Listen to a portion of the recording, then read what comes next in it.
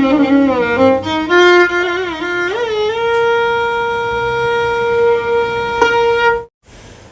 Power of now అనే ఒక అద్భుతమైన పుస్తకాన్ని రాసిన ఎఖార్ట్ టోల్ ఇచ్చిన 3 అత్యున్నతమైన స్టేట్మెంట్స్ ఊరికే సరదా అనాలిసిస్ అంతే. నాకు నా ఆటోబయోగ్రఫీలో కోట్ చేసిన ఒక స్టేట్మెంట్, జస్ట్ 1 లైనర్. ఆటోబయోగ్రఫీలో వేరేళ్ళ ప్రస్తావన ఉండదు, నాతో పాటు జీవించిన సహచరుల గురించి అట్లా ఉంటుంది అంతే. నాతో పాటు ఉండని వాళ్ళు నా ఆటోబయోగ్రఫీలో ఎందుకు భాగమవుతారు? అయినప్పటికీ I have quoted Eckhart toll.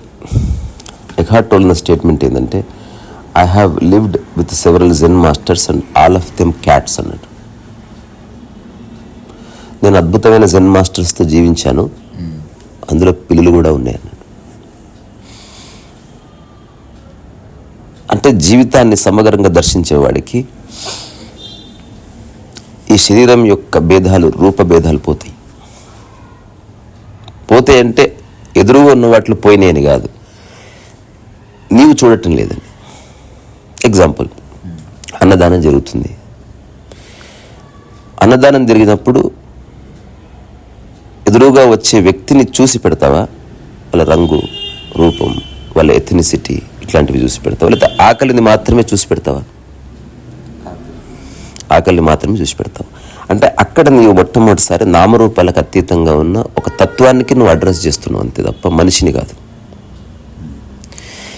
So ఆధ్యాత్మికత అనేది ఒక ప్రత్యేకంగా సాధన చేసే వస్తువు కాదు, అది సహజ జీవన విధానం అంతే. అంటే నీలో భేదభావాలన్నీ సమసిపోయినాయి, సత్యం ఎక్కడుందో దర్శిస్తున్నావు. ఆ దర్శించడానికి కారణం నీవు తప్ప ఎదురుది కాదు. ఎగ్జాంపుల్, తల్లికి తెలుస్తుంది బిడ్డ ఆకలి అంటారా? మరి బిడ్డ జ్వరం తల్లికి ఎందుకు తెలుస్తలేదు? డాక్టర్కి తెలుస్తుంది. సో ఆకలి నీ అనుభవం కనుక, నీ స్వానుభవం కనుక, దాన్ని నువ్వు కొన్ని సంవత్సరాలుగా అనుభవిస్తున్నావు కాబట్టి ఎదుటి వ్యక్తులు అది ఉంటే గుర్తుపడుతున్నావు. సో నీలో లేనిది నువ్వు ఎదుటి వ్యక్తులు ఎప్పుడు గుర్తుపట్టలేవు. సో స్పిరిచువాలిటీ అంటే knowing your body and knowing your mind 100%. నీ మనస్సుని, నీ శరీరాన్ని పరిపూర్ణంగా ఇన్వెస్టిగేట్ చేసినావు. దాంట్లో ఉన్న చెత్త ఉంటే సర్జరీ చేసి తీసేసినావు. తద్వారా నీవు దేన్ని చూసినప్పటికీ శుద్ధమైన చూపు ఉంది తప్ప మధ్యన భేదభావాలు, లేకపోతే కులమతాలు, లేకపోతే ఉచ్చనీచాలు ఇట్లాంటివి ఏమీ నువ్వు పట్టించుకోవడం లేదు, మూలాన్ని చూస్తున్నావు. సో ఆటోబయోగ్రఫీలో నేను కోట్ చేసింది, జీవితం అనేది ఒక డెవలప్ అయ్యే ప్రక్రియ కాదు, అలాగని కోల్పోయే ప్రక్రియ కాదు. ఇది ఒక నిరంతర కదలిక అంతే. అకారణ నిరంతర కదలిక, అకారణ సకారణ నిరంతర కదలిక, ఒక ఎటర్నల్ మూవ్మెంట్ అంతే. జస్ట్ కదులుతుంది ఏదో. ఒకసారి మన శరీరాన్ని చూసుకో, అసలు ఎంత కాంప్లెక్స్ మెకానిజం ఉంది. మన యొక్క జీర్ణ వ్యవస్థ 24 hours పనిచేస్తూనే ఉంటుంది. వాడు, పాడు, అరువు, కేకలేయి, ద్వేషంతో రగిలిపో, జ్ఞానోదయం పొందు, దానికి ఏది సంబంధం లేదు. ఆత్మజ్ఞానం యొక్క స్థితి అంతే. వేటితో ఏ వేటి ప్రభావాలకి అది లోను కాదు. అట్లా అనిపిస్తుంది చూసేవాళ్ళకి, కానీ it has no impact. He అన్నది మళ్ళీ భాషలో, ఇట్ హ్యాస్ నో ఇంపాక్ట్. లోపట అది ఉంది, ఆ అది అన్నదానికి పట్టుకొని ఉన్న శరీరానికి మనం హీ అని పేరు పెట్టినాం. లోపట అది ఉంది, దాన్ని పట్టుకొని బయటికి వ్యక్తపరచబడ్డ ఒకనొక విషయానికి, దృగ్విషయానికి మనం ఆడది అని పేరు పెట్టినాం. లోపట అది ఉంది, అది బయటకు వచ్చి పైన కనిపిస్తుంది అని కుక్క అని పెట్టినాం, పిల్లి అని పెట్టినాం, చెట్టు అని పెట్టినాం. అది అందం కదా. ఆ లోపల ఒకటి ఉన్నది కదలిక, అది సర్వసమానత్వం, అందరికీ ఉన్నది. అది గుర్తించడానికి మనిషి చేసే రకరకాల పిచ్చి చేష్టలే, రకరకాల సాధన ప్రయత్నాలే, రకరకాల క్రతువులు, కర్మకాండలే అది. కానీ 100% దాన్ని అర్థం చేసుకుంటున్న గ్యారెంటీ లేదు. నిన్ననే అనుకున్నాం, ఆత్మజ్ఞానం కోసం అన్వేషించే 5 వ్యక్తులు, 5 మంది ఒకటే గమ్యస్థానానికి చేరుకోరు. నిన్న అనుకున్నాం, నిన్న తర్వాత చేద్దాం టాక్. అంటే ఒక వ్యక్తి తన మార్గాన్ని బట్టి, తన అనుభవసారం వల్ల అహంకారి కావచ్చు, ఇంకో వ్యక్తి అదే అనుభవసారంతో నిరహంకారి కావచ్చు. ఇంకో వ్యక్తి అదే అనుభవసారంతో ఇంకేదన్నా కావచ్చు. సో ఇట్లా 5 విధాలుగా ఆత్మజ్ఞానం యొక్క చివరి స్థితి మిగులుతుంది. ఇంకా అది పోదు, ఎప్పటికీ పోదు. సో ఎక్హార్ట్ టోల్ చెప్పిన ఈ స్టేట్మెంట్ నాకు పర్సనలీ చాలా ఇష్టం. అంటే ఇదేమిటి, ఇక మనుషులు జంతువులని కాదు, స్థితిని మాత్రమే చూసే ఒక పద్ధతి అంతే. ఇప్పుడు మనిషి పడుకున్నాడు, కుక్క పడుకుంది, దెర్ ఇస్ నో డిఫరెన్స్. మనిషికి ఆకలింది, కుక్కకి ఆకలింది, there is no difference. Only మనిషికి మధ్య ఉన్న అంతరాలు సృష్టించింది మనిషే, ప్రకృతి కాదు. ఆ తర్వాత ఇంకొక statement, realize deeply that the present moment is all you have. అంటే ఈ వర్తమానపు క్షణము తప్ప నీ దగ్గర ఏమీ లేదు. Make the now the primary focus of your life. ఈ క్షణంలో నువ్వేం చేస్తావో దాని మీద నీ సంపూర్ణ దృష్టి పెట్టు, అంతే. మిగతాదంతే రిలవెంట్. ఇప్పుడు ఎవరికైనా జీవితం అర్థమైంది అని ఎలా తెలుసుకోవాలి? దానికి పెద్ద ప్రమాణాలు అక్కర్లే.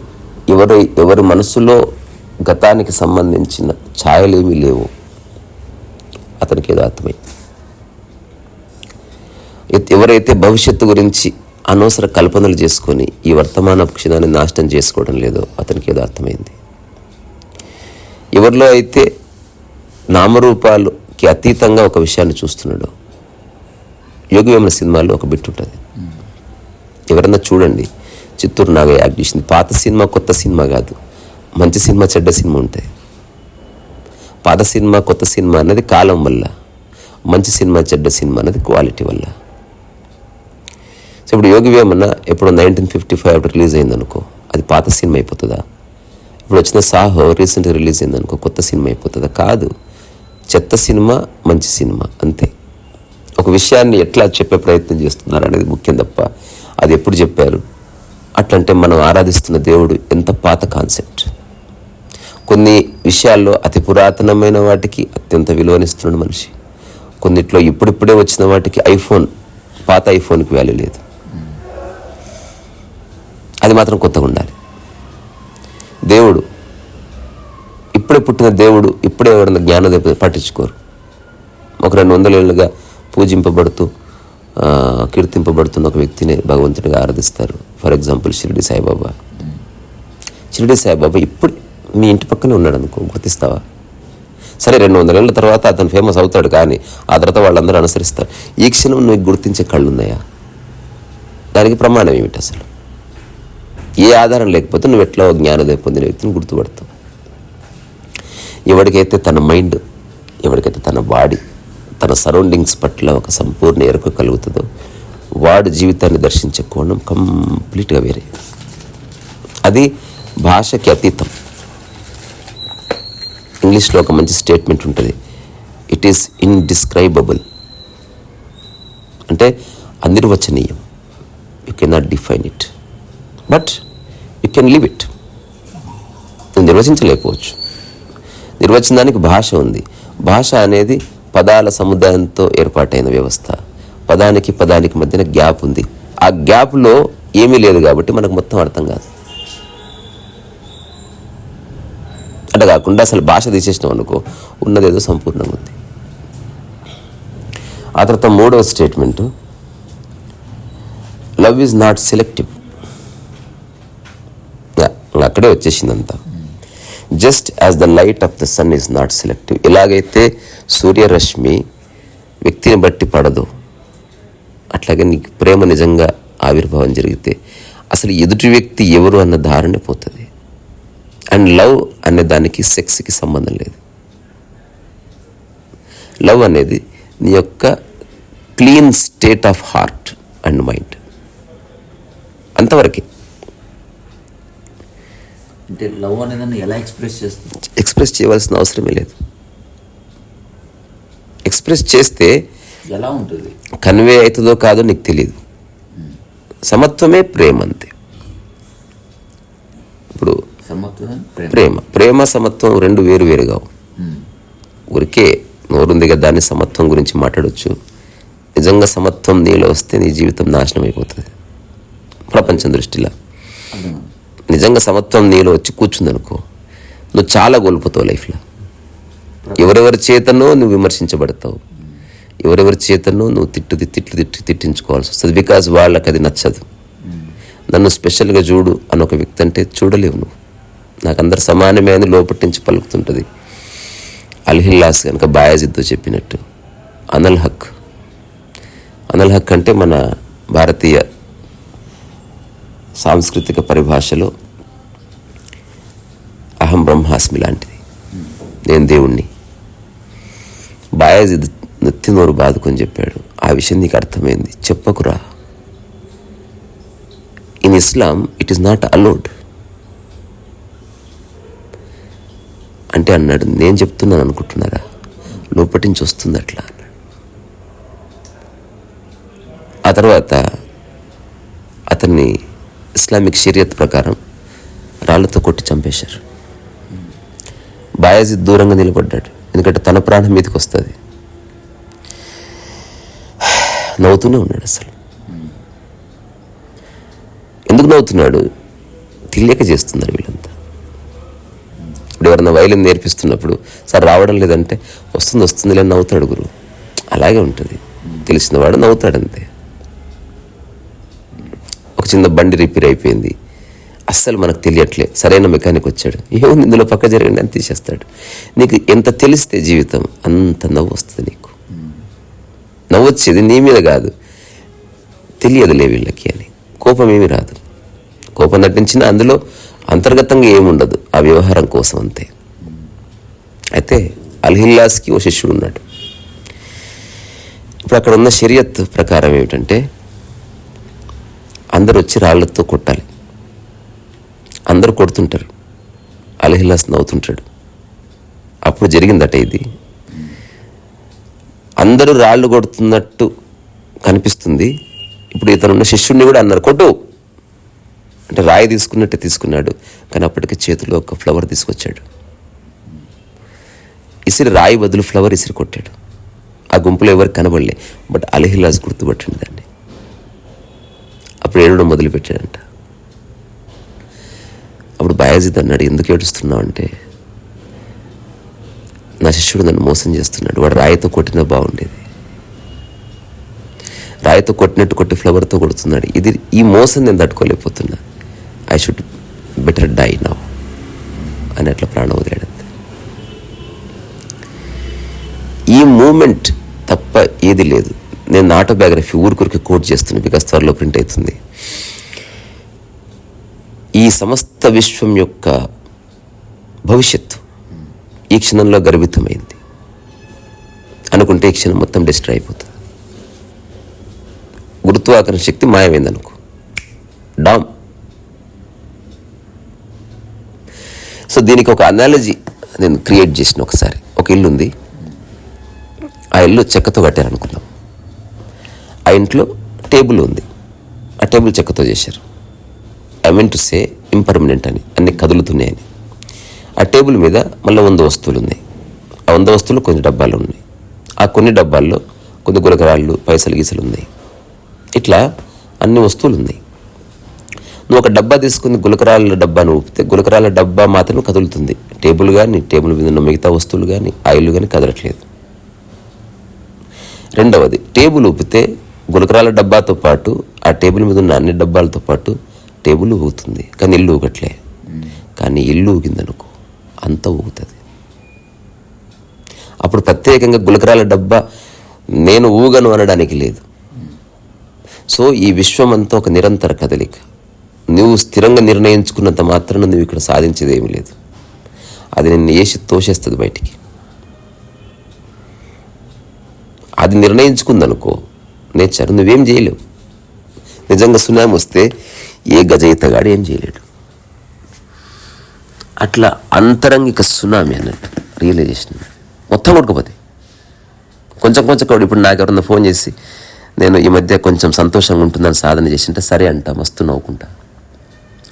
కొంచెం సంతోషంగా ఉండడం అనేది లేనే లేదు. అసలు ఉంటే సంతోషంగా ఉందో, లేకపోతే లేదు. 99% సంతోషంగా ఉన్నా నువ్వు సంతోషంగా లేనట్టే.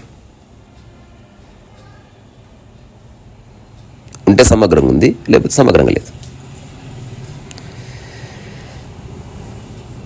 రీసెంట్గా ఒక వ్యక్తి నాకు ఫోన్ చేసి చెప్పాడు, నేను ఇప్పుడిప్పుడే ట్రస్ట్ చేయడం నేర్చుకుంటున్నా అంటే. నేను చెప్పాను ఇది అబద్ధం.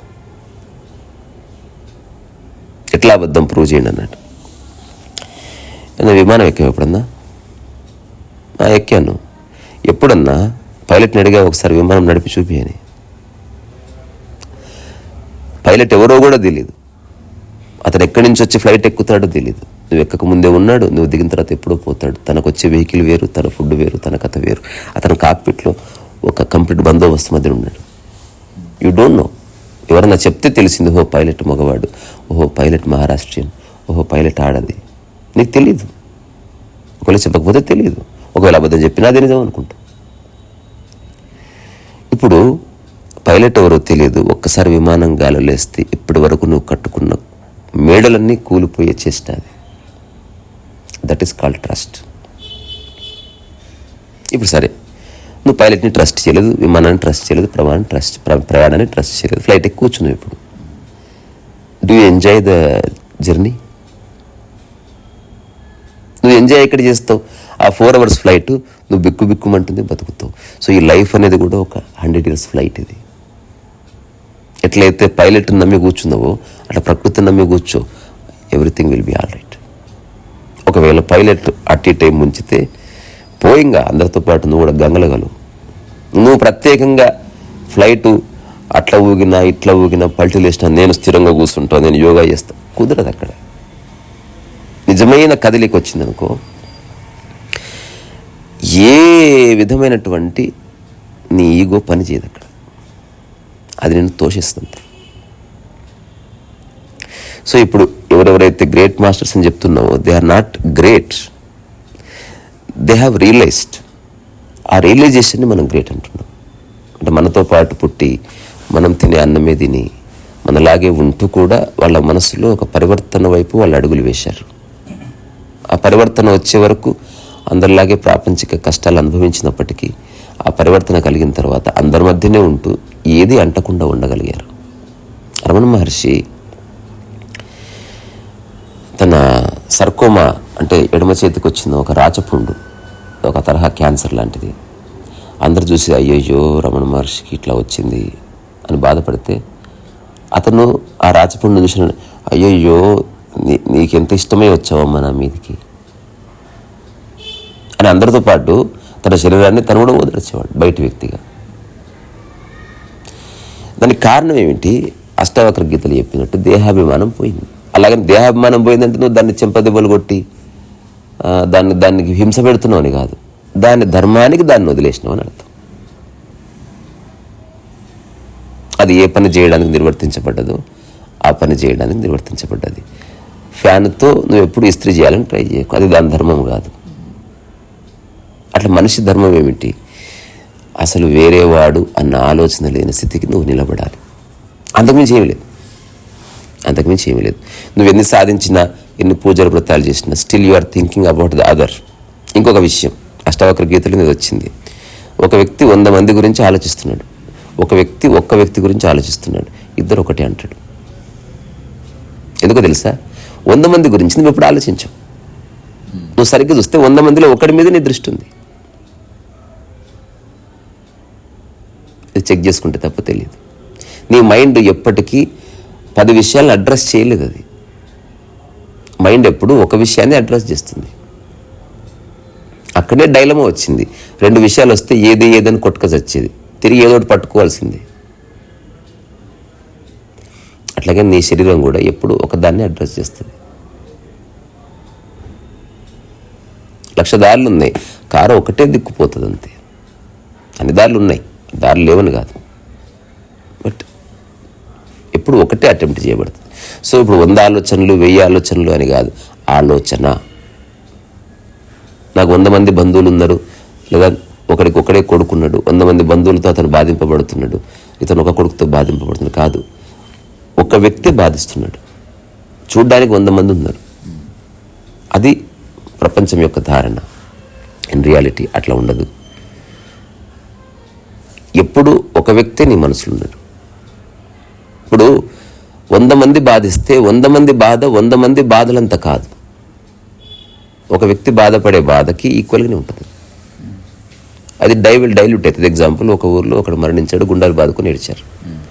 10 మంది మరణిస్తే అంతే ఏడుస్తారు.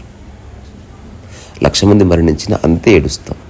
1,00,000 మంది మరణించారు కాబట్టి 1,00,000 సార్లు అంతే తీవ్రంగా ఏడిస్తే నువ్వు ఉండవు. అలా జరగదు ఎప్పుడు. నీ మైండ్ ఆ 100 మందిని కలిపి ఒక్క యూనిటీగా చూసి ఒక్క ఏడుపు ఏడ్చేస్తుంది. ఆ ఏడుపులో ఊరికే 100 మంది చూస్తావు అంతే, బట్ ఏడుపు ఒకటే. వ్యక్తికి ఏడుపు మారదు. వ్యక్తులు మారచ్చు, నీ బాధ స్వరూపం మారదు. ఇది అర్థం చేసుకుంటే అదృష్టం అంతే. దీనివల్ల పైసా ఉపయోగం లేదు, నువ్వు జస్ట్ హ్యాపీగా ఉంటావు తెలుసా. ఒకసారి జేఎన్టీ హాస్టల్లో ఒక మిత్రుడు అన్నాడు, నువ్వు ప్రశాంతంగా ఉంటున్నావు చూడు, నేను పొలిటీషియన్ని, నేను చాలామందికి సేవ చేస్తున్నాను, ఇది లైఫ్ అంటే, నీ వల్ల ఎవడికి ఉపయోగం అన్నాడు. ఇంత అదృష్టం ఎవడికి ఉపయోగం లేదు. ఆ తర్వాత నా పక్కన కూర్చేసుకుని కొన్ని విషయాలు ఎక్స్ప్లెయిన్ చేయాలని నాతో మాట్లాడుతున్నాడు. అన్న, ఏమాత్రం ఉపయోగం లేని వాడికి ఎంత సమయం ఇస్తున్నావు చూడన్న. నువ్వు తెలివిగా మాట్లాడకన్నాడు. సరే నేనేం మాట్లాడను పో అన్న. ఒక వారం మాట్లాడలేదు. తర్వాత బతిమిలాడి ఒక్క మాట మాట్లాడు కాంతు అని మాట్లాడి ఏదన్నా మాట్లాడబ్బా, నువ్వే అన్నావు కదా మాట్లాడొద్దని. ఇప్పుడు ఉపయోగం లేని వస్తువు ఇంట్లో ఎట్లా పెట్టుకుంటావు? అట్లా నాలాంటి ఉపయోగం లేని వాడి మనసు ఎందుకు, వాడి మాట ఎందుకు, నీకెందుకు? నీకు సోషల్ సర్వీస్ ఉంది, నువ్వు ప్రజా జీవితం ఉంది అని నమ్ముతున్నావు. మరి ఆ ప్రజలంటే ఏమిటో నీకు తెలుసని నేను అనుకుంటున్నా. నీ మనసులో ఉన్న ప్రజలు నువ్వు అడ్రస్ చేస్తున్నావు. ఇదంతా చేసేది నువ్వు ఎమ్మెల్యే కావాలని నాకు తెలియదా? నాకు ఎమ్మెల్యే కావాలని లేదు కాబట్టి నేను ఏ ప్రయత్నం చేస్తలేదు. సరే, నువ్వు సేవ చేస్తున్నావు, అది వాళ్ళకి 100% సాటిస్ఫాక్షన్ వచ్చింది ఎట్లా తెలుస్తుంది? How do you know? ఇప్పుడు అన్నదానం పెట్టినప్పుడు చాలా సంతోషం, అన్నదానానికి అన్నారా, జీవితం మొత్తానికి అన్నారా? ఒక్క పూటకి సంతోషం చెప్పిపోయారు, మళ్ళీ గంటన్నర తర్వాత మళ్ళీ ప్రాబ్లమ్ షురు. నువ్వు ఎవరిని జీవితకాలం గట్టి మీద పడేస్తావు? అంబానీ కూడా ఎవరిని సాటిస్ఫై చేయలేడు సమయం వస్తే. ఇంపాసిబుల్, అది ఇంపాసిబుల్ ఇంటూ మిలియన్ టైమ్స్. నేను సాటిస్ఫైడ్ ఉండాలనుకుంటే ఎవడు ఆపలేడు. సో చివరిగా మాట ఏమిటంటే, ఒక సర్వాంగీకార స్థితే తృప్తి అంటే. ప్రసాద రూపేణ్ అంటాడు అష్టవక్రలో. వర్షం ఎట్లయితే వచ్చిందో, వర్షాన్ని నువ్వు ప్లాన్ చేయవు, వస్తే తడవవు నీ చేతులు ఉంది, but you cannot plan the rain. అట్లా జీవితాన్ని నువ్వు ప్లాన్ చేయలేవు. వచ్చింది, దాన్ని తడవా నీ ఇష్టం. తడిచి వర్షాన్ని బ్లేమ్ చేసేవాళ్ళు ఉన్నారు, లిమిటెడ్గా తడిచేవాళ్ళు ఉన్నారు. జస్ట్ అసలు వర్షం పడుతుంది, ఎవరన్నా ఈ ధ్యాన సాధన చేయొచ్చు. వర్షాకాలంలో వర్షం పడుతున్నప్పుడు అట్లా జస్ట్ వర్షంలోకి పో. వర్షం పడనప్పుడు నువ్వు ఏం చేస్తావో అది చెయ్యి. Nothing disturbs. నేను మా అన్న గుర్తిది ఒక 1.5 year లాంగ్ డిస్టెన్స్ రన్నింగ్ చేసిన, ఆల్ సీజన్స్. ఎర్లీ మార్నింగ్ 4-4:30కి మా అన్నని లేపితే దానికి కారణం హరికి మురకామి అనే ఒక రచయిత. అతను రాసిన ఒక పుస్తకం, what I talk about when I talk about running అనే పుస్తకం. అదొక ఆటోబయోగ్రఫికల్. దాంట్లో అది చదివినప్పుడు అతను నన్ను కన్విన్స్ చేయలే లాంగ్ డిస్టెన్స్ రన్నింగ్ చేయమని. అతను చెప్తున్న విధానం నాకు చాలా నచ్చింది. అందులో నాకు ప్రొఫౌండ్గా నచ్చిన ఒక statement, you cannot run half heartedly. అది ఘోరంగా తగిలింది. I just close the book. నా జీవితాన్ని మొత్తం ఒకసారి తరచి చూసుకున్నా. Have I ever done anything half heartedly? అంటే సగం హృదయంతో, సగం ఇష్టంతో నేను చేసిన పని ఏదన్నా ఉందా అంటే ఒక్కటి కూడా లేదు. సో స్వామి వివేకానంద చెప్పినప్పుడు, it fills my heart with joy unspeakable to raise in response అంటాడు షికాగోలో. Exactly I felt that very moment. నేను పరిగెత్తిన ఊర్లో, సంథింగ్ లిబరేటెడ్ ఫ్రమ్ మీ. దాని నుంచి ఏదో చెత్త వెళ్ళిపోయింది. Something happened. అందరూ అనుకున్నారు 2 రోజులు పరిగెడతాడు, 3 రోజులు పరిగెడతాడు. 6 నెలలు అయింది, స్టిల్ ఐఎమ్ రన్నింగ్. ఇనిషియల్గా మా అన్న వీళ్ళంతా అపోజ్ చేశారు, మా అమ్మ వాళ్ళంతా ఏం వస్తుంది అట్లా పరిగెడితే నేనేం చెప్పలేదు. Still I was running. మెల్లమెల్లగా నన్ను మర్చిపోయారు. మా అన్న మాత్రం నాకు అసోసియేట్, అరే నేను ఆఫీస్కి వెళ్ళి వచ్చినా సరే నువ్వు వాకింగ్ రన్నింగ్ పోతా అంటే మాత్రం నువ్వు ఒంటరిగా పోవడానికి వీల్లేదు, నేను ఊరికే వస్తా, ఇక్కడ చెట్టు కింద నేను పడుకుంటాను, నువ్వు చేసుకోపో అన్నాడు. నీకేం పర్వాలేదు, నాకేం పర్వాలేదు, నాకు ఇష్టమే నిన్ను చూడడం, నేను చేయను అవన్నీ అన్నాడు. నేను చేస్తున్నది కూడా ఇప్పుడు పోలీసు ఉద్యోగం కోసం పరిగెత్తేవాడు అది వేరే. నేను ఎందుకు పరిగెడుతున్నా అంటే కారణమే లేదు, నది ప్రవహిస్తున్నట్టు. మేము ప్రవహించి ఇది ఆగిపోయిన రోజు ఆగిపోతుంది. నాకు ఏ ఇంటెన్షన్ లేదు, నేను ఛాలెంజ్ కూడా లేదు, ఇన్ని కిలోమీటర్లు పరిగెత్తాలని అనుకోలేదు. ఎప్పుడు పరిగెడుతుంటే బాగుంది, ఎట్లా పరిగెత్తాలి, ఎలాంటి షూ వేసుకోవాలి, ఎలా తినాలి, ఇవంతే మెల్లమెల్లగా సాధన అయింది. గమ్మత్తైన బాడీ పెయిన్స్ చూసిన, ఆ బాడీ పెయిన్స్ మెడిసిన్ లేకుండా ఎట్లా పెరుగుతాయి ఎట్లా తగ్గుతాయి ఏవో చూసిన. Celebrated my life. ఓహో ఇంత కథ ఉందనమాట. సో 4 o'clock మా అన్నని లేపితే ఇద్దరం కలిసి ఆ ఫుల్ వర్షంలో అతను కోట్ వేసుకునేవాడు, నాకే చలి పెట్టేది కదా అసలు. నేను యాక్సెప్ట్ చేసిన వర్షాన్ని.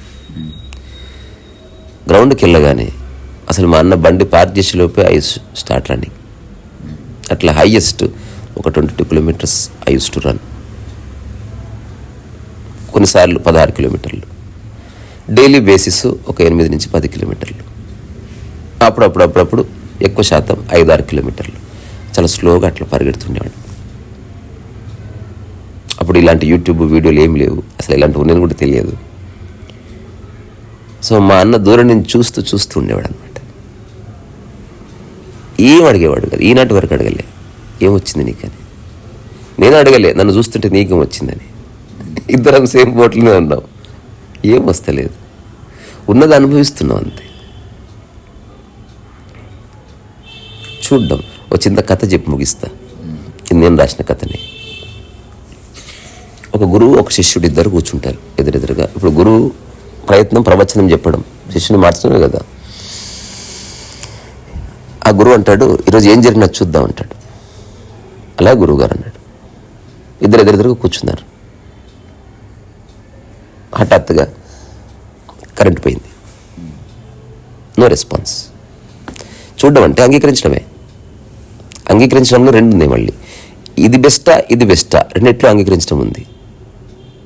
లేదా రెండవది ఆధ్యాత్మికత పరంగా ఉన్నది యథావిధిగా స్వీకరించడం అంతే. ప్రసాదం అంగీకరించడం అంటే నీ మైండ్ పక్కకు జరిపి తీసుకోవడం ప్రసాదం అంతే. అదే ఇంట్లో పులిహోర పెడితే పులిహోర బాగుంది, కొంచెం మిరపకాయలు ఎగితే బాగుండు అని అంటాడు మనిషి. మరి ఇంతవరకు గుడికి వెళ్ళిన ఏ వ్యక్తి అయినా పూజారికి చెప్పారు, పూజారి గారు తాలింపు పడితే బాగుండేదండి అని చెప్పిన ఒక్కడు ఉన్నాడా? ఆ టైంలో అందరూ జ్ఞానులుగానే ఉన్నారు. ఆ టైంలో సర్వాంగీకారం. అందుకే మనం పురాతన సాంప్రదాయంలో అన్నం అంతా వండిన తర్వాత దాన్ని దేవుడికి నైవేద్యంగా పెట్టి అక్కడి నుంచి భోజనం చేసేవాళ్ళు. తద్వారా ఎవరు పేర్లు పెట్టడానికి లేదు. ఇప్పటికీ అన్ని ఆశ్రమాల్లో ఫస్ట్ నైవేద్యం పెట్టిన తర్వాత నీకు భోజనం సర్వ్ చేస్తారు. ఓం అదే మన నమో పార్వతే హర మహాదేవ, అక్కడ సంతర్పణ జరిగింది, నీకు భోజనం పెట్టారు. తద్వారా నువ్వు ఎవ్వరికి ఏది చెప్పకూడదు, పప్పు బాగుంది చారు బాగుందనో నువ్వు మైండ్లో ఉన్నావు, ఉన్నది తిన్నావా బాత్కథ. రెండోది తినకు, అది కూడా అంగీకారమే. ఒకసారి నువ్వు ఆహారాన్ని అంగీకరిస్తున్నావు, ఒకసారి నీ శరీరాన్ని అంగీకరిస్తున్నావు. ఆరోగ్యం బాగుంది ఫుడ్ని అంగీకరిస్తున్నావు, ఆరోగ్యం బాగాలేదు శరీరాన్ని అంగీకరిస్తున్నావు, అంగీకార స్థితిలో ఉండిపోతున్నావు. సో గురువు శిష్యుడు ఎదురెదురు కూర్చున్నారు. ఫ్యాన్ పోయింది. ఆ తర్వాత మెల్లగా పిల్లి నడుచుకుంటూ వచ్చింది. ఏం జరిగినా చూడు అంటే పట్టించుకోకుండా కాదు, సంపూర్ణంగా ఇన్వాల్వ్ అవుతున్నావు. మళ్ళీ కళ్ళు మూసుకొని నేను పిల్లి వచ్చినా పట్టించుకొని అటువంటి స్థితి కాదు ఇది. పిల్లి వచ్చింది చూశారు ఇద్దరు ఇట్లా, వాళ్ళ ముందు నుంచి పోతుంది, పిల్లి ఇట్లా మధ్యలో పట్టుకొని తన బాడీని తను నాకుంది. మెల్లగా కిచెన్లోకి వెళ్ళింది, పాలు తాగుతుంది. ఇద్దరు చూశారు ఇట్లా. మళ్ళీ పిల్లి మెల్లగా వచ్చి వీళ్ళ మధ్యన పడుకుంది. ఆ తర్వాత మా పోయింది. మళ్ళీ కరెంట్ వచ్చింది. హఠాత్ గాలి వచ్చింది, లోపలికి చెత్త వచ్చింది, ఒక న్యూస్ పేపర్ వచ్చింది. న్యూస్ పేపర్ వచ్చి శిష్యుడు ముఖానికి పట్టుకుంది, ఇంకేదో వచ్చి తన ఒళ్ళో పడ్డది. అన్నీ జరిగాయి, అన్నీ జరుగుతున్నాయి యాక్చువల్గా. అప్పుడే ఒక వింత జరిగింది. ఒక 10 రూపాయల నోటు కొట్టుకొచ్చింది. పట్టుకొని రాగానే శిష్యుడు దాన్ని తీసుకొని పరిగెత్తాడు అంతే. పరిగెత్తి షాప్కి వెళ్ళి చిప్స్ ప్యాకెట్ కొనుక్కొని ఇట్లా నోట్లో పెట్టుకుంటాం లేదా గురువు వచ్చి వెనక పట్టుకున్నాడు. ఏం జరిగినా చూడాలని అనుకున్నాం, నువ్వు 10 రూపాయల నోటు రాగానే దాన్ని తీసుకుని ఎందుకు పారిపోయినావు అంటే శిష్యుడు అన్నమాట, దాన్ని మీరు ఎందుకు చూడలేదన్న. That is the end of the story. నీవు చూడు స్వామి, నీవు చూడు, చెప్పడం ఆపి నువ్వు ఆచరించు first. Don't waste my time అన్నాడు. నాకు చూడడం ఏంటో పరిపూర్ణంగా అర్థమైంది. ఇంత చూడాల్సిన అవసరం లేదు. ఇంకా కట్లు కట్టుకున్నా చేయికి దెబ్బ తాకింది, కట్లు కట్టుకోవాల్సిన అవసరం అయిపోయింది. ఇంకా ఒకసారి నీకు చూడడం యొక్క రహస్యం తెలిసి నాకు ఎంతసేపు చూసుకుంటూ కూర్చుంటావు. నేను మూర్ఖపు సాధన చేస్తలేను నీలాగా. నీకు నాకు బాయ్ బాయ్ రామ్ రామ్ అని చెప్పి వెళ్ళిపోయినట్టు. చూడు, నువ్వు ఇంకా చూడవలసిన అవసరం ఉన్నది. నువ్వు చెప్పినవని నేను చూడడం లేదు, చూడడం నా స్వభావం కాబట్టి చూశాను. సరే 10 రూపాయలు వచ్చినా చూసినావు, రాత్రి వరకు చూస్తావు, ఎల్లుండి తర్వాత చూస్తావా? ఎక్కడో చోట ఆపాలి. ఆ తర్వాత నువ్వు మళ్ళీ కర్మయోగంలో పడవలసింది. నాకు ఆకలి అనిపించి తిన్నాను, వెళ్ళను గుడ్. నాకు 10 రూపాయల మీద ఏ వైఖరి లేదు, వెళ్ళను గుడ్. నీకుందేమో. సో ఇది వెరీ ట్రికీ సబ్జెక్ట్. అనుకుంటే అనంతమైన తర్కం ఉంది, లేదా తర్కం లేదు, బొంగు లేదు, శుద్ధ మానసం ఉంది అంతే. ఎట్లా చూసేవాడికి అట్లా కనిపిస్తుంది. సో ఎఖార్ట్ టోల్కి జిందాబాద్ రిసరస్ వాయిస్. ఈ క్షణము తప్ప ఇక వేరే క్షణం ఏది లేదు. నేను చాలామందికి నేను సరదాగా చెప్పే మాట, సరే అందరితో గొడవ పడుతున్నావు, లేకపోతే ఏదో ప్రయత్నిస్తున్నావు, పరుగు పెడుతున్నావు, ఏదో రోజు మరణశయ మీద ఉంటావు. నీ బ్యాగ్ దేంతో నింపుకున్నావు స్వామి? ఒక్కసారి చూడు అంతే. నువ్వే దానికి ఆన్సర్ ఇచ్చుకో. నీకు సరిపోయినంత వచ్చినా మళ్ళీ ఆరాటం ఎందుకు? భోజనం చేసినా మళ్ళీ ఫుడ్ గురించి ఆలోచన ఎందుకు? నీకు విషయం అర్థమైనా ఎందుకు మళ్ళీ మాటికి అందులో పడుతున్నావు? పడ్డావా, అది అవసరం కోసం గుర్తించి బయటపడు. కానీ అది బాధకు ఎందుకు మారుతుంది? అది ఈర్ష్యకు ఎందుకు మారుతుంది? అది సిద్ధాంతం ఎందుకు మారుతుంది? ఎవరు మారుస్తున్నారు అట్లా? చిన్న ఇంట్రెస్టింగ్ స్టోరీ చెప్తా. ఒక తండ్రి, నాకు తెలిసిన తండ్రి, మహానుభావుడు, వాళ్ళ పిల్లలకు చిన్నప్పటి నుంచి రూల్స్ పెడుతూ ఉన్నాడు. అసలు రూల్స్ ఆఫ్టర్ రూల్స్, ఎండ్ లేదు దానికి. ఇంకా చెప్పులు ఇట్లనే వదలాలి, ఇక్కడ వదలకుండా వేరే చోటు వదిలితే కాళ్ళు ఇరుగుతాయి అని తను వదులుతాడు. వదిలి చూస్తాడు. ఇంకా చెప్పులు కొంచెం అడిట్ అయినా మళ్ళీ అందరూ వదలడం పెట్టారు. వదలడం అంటే ఇట్లా వదులుతారా? చక్కగా వదలాలి, ఒక చెప్పు పక్కన ఒక చెప్పు ఉండాలి. బోర్లో పెడితే అరిష్టం. ఏది నోటికి వస్తుంది శాస్త్రంగా చెప్పి పిల్లల్ని చితక బాధేటోడు, పిల్లలు చేస్తే తృప్తి పడేటోడు. అంటే తన ఆనందం అంతా వీళ్ళ చేతిలో ఉంది. పిల్లలకి ఏమో తెలియదు, వీడు ఏం మెంటల్ ముండావుడికి ఏం తీసుకొస్తాడో, ఈ మళ్ళీ కొత్త నియమం పెడతాడో. అందులో ఒక పిల్లవాడు నాకు పరిచయం. తనకి డిగ్రీ ఫస్ట్ ఇయర్ వయసు వచ్చిన తర్వాత మిగతా వాళ్ళంతా పాటిస్తూనే ఉన్నారు నియమాలు. ఇతను చెప్పాడు అన్నమాట, daddy I'm done with it. ఇది నేను 5-6 ఏళ్ళ వయసులో చెప్పాలనుకున్నది, బట్ నాకు వయసు లేదు. చెప్తే నువ్వు దాడి చేస్తావు అని తెలుసు. ఇప్పుడు కూడా దాడి చేసినా పర్వాలేదు, కానీ నీ మూర్ఖత్వం నీ కాండ పెట్టుకో. నువ్వు చెప్పింది ఏది నేను పాటించాను లైఫ్ అంతా. నేను చేసింది ఒక్కటే అనుకున్నా, ఎప్పుడు వీడి నుంచి నాకు విముక్తి లభిస్తుందో ఆ రోజు ఇవేవి చేయను నేను. నా ఇన్స్టింక్ట్ చెప్తుంది, దాన్ని బట్టి చేస్తాను. నువ్వు బలవంతం చేస్తున్నావు, ఇంపోజ్ చేస్తున్నావు, ఏదో జీవితాన్ని నేర్పిస్తా అంటున్నావు, ఎంత పరమ నీచమైన విషయాలు నేర్పించినావు. అది వాడికన్నా ఉపయోగం? ఎప్పుడన్నా ఒక పుస్తకం గురించి చెప్పావా? నీ అనుభవం చెప్పావా? నువ్వు పాటిస్తున్నవే గొప్ప ఉన్న బ్రహ్మలో ఉండి పాడినావు. నువ్వు అదందరి చేత బలవంతంగా రుద్దుతున్నావు. అలాగే ఉండాలి, ఇలాగే తినాలి, అట్లా చేయాలి, ఇట్లా చేయాలి, అట్లా కూర్చో, ఇట్లా కూర్చో. నేను అన్న ఒకసారి ఒక బంధువుల ఇంటికి వెళ్తే నేను భోజనం చేస్తూ చేయి కింద పెట్టి కంచం పక్కన తింటున్నా వంగి, మంచి ఆకలి మీద. హఠాత్తుగా ఇంటి పెద్ద అన్నాడు, ఎవడో కాదు మా కాకనే. ఐసా నైకానా? నేను పట్టించుకోలేదు. అలా తినకూడదు, పట్టించుకోకపోతే వదిలేయాలి కదా. కాదు, ఆయన చెప్పాలని నిర్ణయం తీసుకున్నాడు. నాకు చెప్తున్నారా? నీకే చెప్తున్నా. ఏం చెప్తున్నారు? ఇట్లా చేయి అట్లా కింద పెట్టి తినకూడదు. నేను భోజనం పక్కకు పెట్టి ప్లేట్ పక్కకు జరిపిన. నేను కాలు నో, ఎందుకు తినకూడదు మొత్తం చెప్పు నాకు, ఆ తర్వాత తింటా. నేను సాటిస్ఫై అయితే, లేకపోతే తినను. అంటే ఇలా చేయి పెట్టి తింటేనంట మనం తింటున్నప్పుడు వచ్చే శక్తి అంతా చేయి ద్వారా భూమిలోకి వెళ్ళిపోతుందంట. నన్ను ఫస్ట్ లే అన్నది. ఎందుకన్నాడు? నీ ముడ్డి నీళ్ళకి అంతలేదు, ముడ్డికి వెళ్ళిపోదా? నా చేయికి ఎంత అంతుంది, నీ ముడ్డి ఎంత అంతుంది చూడు. సిల్క్ స్మిత్ అంత ఉంటుంది అది. అది కాదు కదా పాయింట్. నీవు నమ్మినావు, నువ్వు ఆచరించు. శక్తిని కాపాడుకొని ఎట్లున్నావు చూడు. నీ జుట్టు చూడు, నీ పండ్లు చూడు, నీ జీవన విధానం చూడు. ఏం చేస్తున్నావు ఆ శక్తితోటి? బోడి శక్తి. ఇప్పుడు నేను చెప్తున్నా, జీవితాన్ని నేను మీ ఎదురు వదిలేను. ఇంకా రెండోది ఇట్లనే తింటా నేను. నాకు తెలుస్తుంది శక్తి నిర్వీర్యమైతే. అసలు బాడీ అంతా ఒక సింగిల్ యూనిట్. ఇంకొక విధంగా చూస్తే భూమి plus body everything is single unit. అసలు నువ్వు భూమినే తింటున్నావు తెలుసా నీకు? ఎక్కడి నుంచి వచ్చింది అన్నం? చచ్చిపోయినాక నువ్వు ఎక్కడ కలుస్తావు? ఇదంతా వన్ సైకిల్. నీ పిచ్చకుంట్ల సిద్ధాంతాలు నీ జోబులో పెట్టుకో, నీ పెండ్లానికి చెప్పుకో, నీ పిల్లలకు చెప్పుకో. Because they listen to you. నాకు నీతో రూపాయి ఉపయోగం లేదు, బంధువు కాబట్టి వచ్చిన.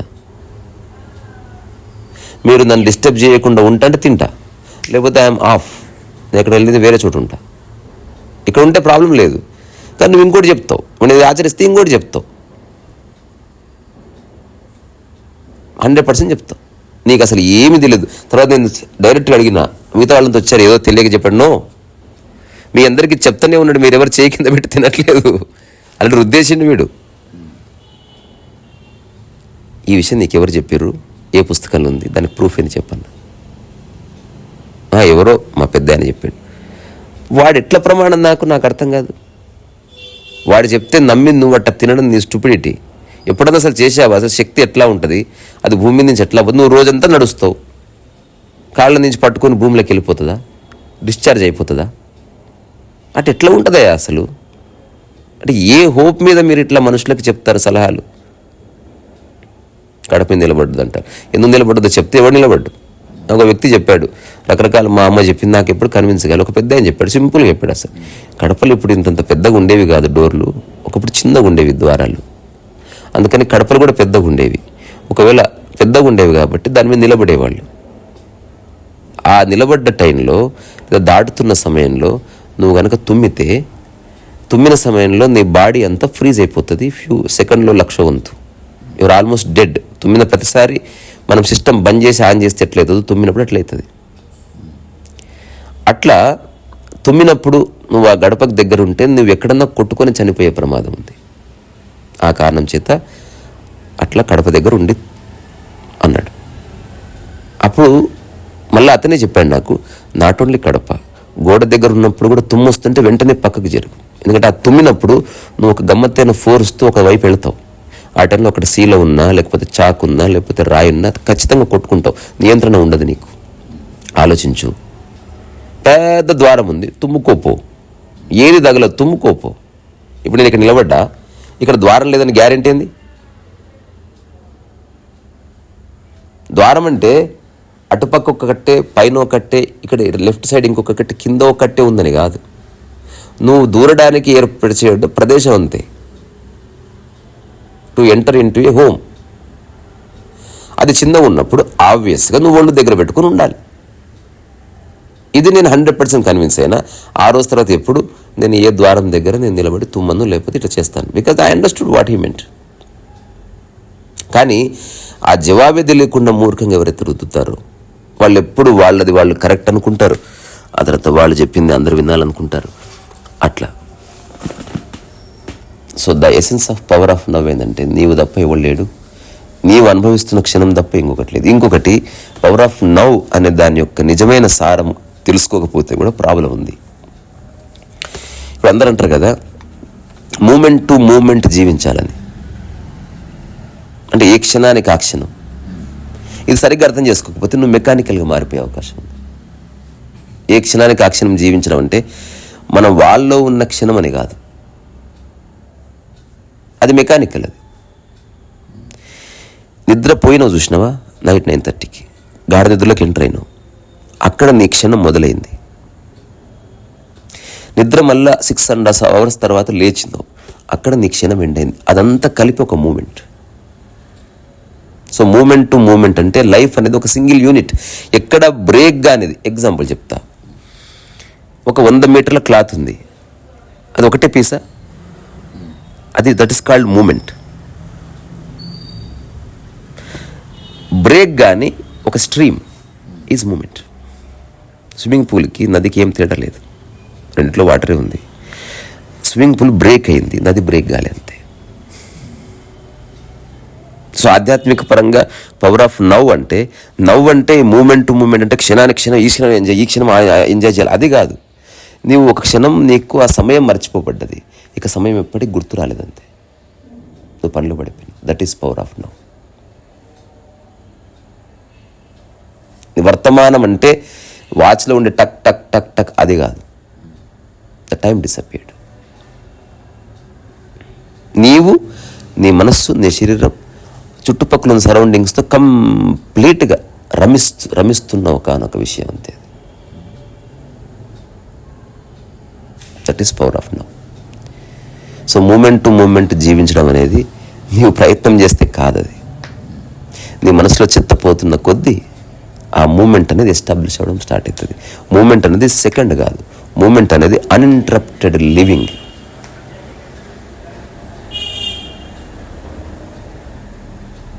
ఎక్కడ బ్రేక్ అవని ఒకనొక జీవన వ్యవస్థ.